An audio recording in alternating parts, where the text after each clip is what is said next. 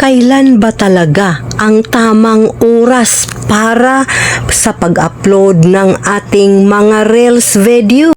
Sa video na ito ay ituturo ko sa inyo kung kailan ba talaga ang tamang panahon sa pag-upload. Pero bago pa tayo mag-proceed ay i-shout out ko muna ang ating star sender, ang aking kababayan idol Miss Beautiful Belen Sorita Liles. Maraming salamat po, idol. Tara na, panoorin nyo ito. Tap lang natin ang ating Facebook app and then dito sa notification bell, dito ang ating mga Facebook notification, tap lang natin yan at scroll.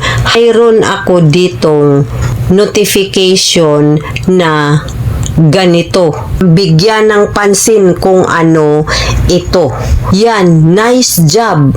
You will reach 100 plays. You can watch it again or make a new reel. So, click natin yan. Ito na ang makikita natin. Ang ating video. You will reach 100 plays. Good work. Make another to get more plays. So, dito natin i-click. Mag-create reel tayo at saka dito tayo dalhin sa ating mga videos. So, ito ang gusto kong i-post. So, ganito lang kadali. Init lang natin. So, yun na. Maka-create na tayo ng reels.